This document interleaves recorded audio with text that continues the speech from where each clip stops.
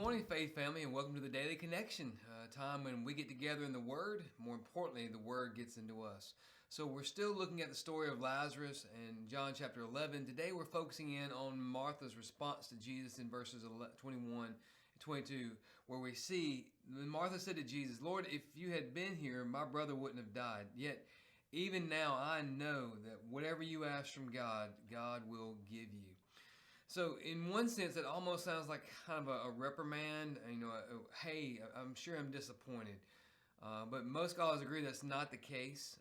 That Martha's not getting on to Jesus like it kind of sounds like in the text.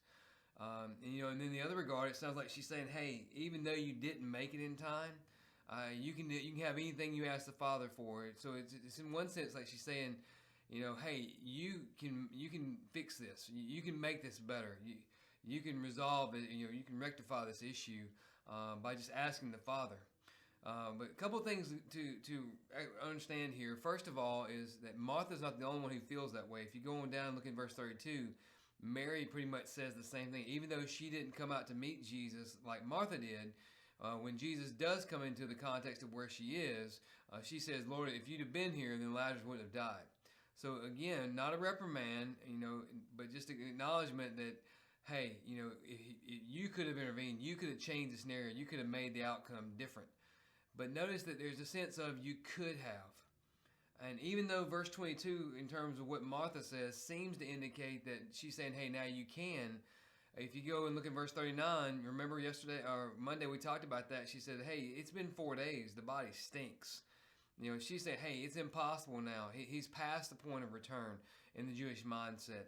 So we can't just automatically jump to verse 22 and say, well, but she's saying there that now Jesus can make it better by performing a miracle of resurrecting him from the dead or whatever, and because that's not the case. Jesus did say, hey, your brother will rise again. And she said, hey, I know it's going to happen at the resurrection. So we know that she's not talking about a miracle of resurrection in terms of Jesus announcing it specifically through Lazarus here. That's not the case. So what do we have here? And what are we to do with this? Well, what we have here is an acknowledgement of a little bit of saying, hey, I made the appeal. I sent word to you. And had you gotten here on time, then I wouldn't be in this predicament, or I wouldn't be experiencing this grief because my brother wouldn't have died. So in one sense, she's saying, I know you had the power to intervene. I know you have the power to heal. I know that. That's the reason why I appeal to you, Lord. So there's an element of faith here, no doubt. There's an acknowledgement that she had her mind and she had her focus going in the right direction. At the same time, there's still a sense in which there's a lack of faith in the belief that Jesus can still make this situation right, that Jesus is still going to use this for the glory of God. The Romans 8:28, God turns all things, God makes all things together, work together for the good. And so it's a reminder to us that there are seasons where we wait. There are seasons where we wait for long periods of time. There are seasons where we wait for a brief period of time, but we're acknowledging that we need the intervention of our Father in the situation because we maybe have tried and exhausted all resources that are available to us, and we've gotten no resolve of the issue. And so we've cried out to Him, we've made the appeal, and we wait. Like I said, sometimes we wait for a brief period of time, sometimes we wait 4 days, as in this case. And there are seasons where the outcome seems to have already been determined, and so we respond in a sense of, well, if you had intervened, and I know you could have intervened, but if you had intervened, then this would have turned out a lot better.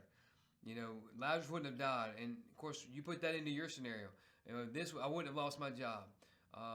My husband and I, my wife and I, we wouldn't be at odds with one another. Hey, my child wouldn't be in the condition if you had intervened. But what we fail to see in that is that we're putting God in that box of, if you'd have done it the way that it should have been done, if you'd have done it in a way that meets logic and reason, then all these other ramifications would never have come about. Instead of acknowledging what's going to happen in the case of Lazarus, that Jesus said, hey, your brother's going to rise again. And he didn't mean that in terms of the final resurrection. He meant that in terms of, hey, I'm on my way to do what God had predetermined to happen, and so that glory and honor would come to him. And that's where we have to be careful. We don't limit God by making him function according to the intended purpose or outcome that we want. We've got to trust God not just in terms of when he intervenes, but why he intervenes. the purpose that he's working out. One is for his glory, and the second is for our good. And we've got to believe that ultimately God is working all things. Romans 8:28, it's got to be a verse that's right near and dear to our heart. And it makes me think about one of the questions that our writers ask in the student edition in their follow-up question of the Daily Discipleship. It says, do you truly believe that Jesus can accomplish things that might seem to be impossible? And how is this being demonstrated in your life? Maybe today as you're looking at this, you've got a situation just like this. It may not be exactly like this, but you've got a situation, a scenario where you know you're going to need the intervention of Holy God in order for this to be worked out. Your resources have failed, and you've cried out to God, and yet it seems like He's delayed in His response. It seems like maybe He's a little bit too late in His response. Tell you what, let the story of Lazarus reassure you that God is always on time. I think about that gospel song. Even when we think He's too late, He's always on time, according to His purpose and His plan, and He will accomplish that purpose by His power. So therefore, we should have His peace. How you like that? We should have the peace that goes beyond understanding. So today, instead of being preoccupied with whatever it is that may be causing you grief, whatever it is may be causing you anxiety and worry and fear, instead of being preoccupied with that, how about we be preoccupied with the praise of God? How about we be preoccupied with the purpose that God has for our life as He has saved and sealed us in Christ, and He has called and commissioned us to go out and to live sin.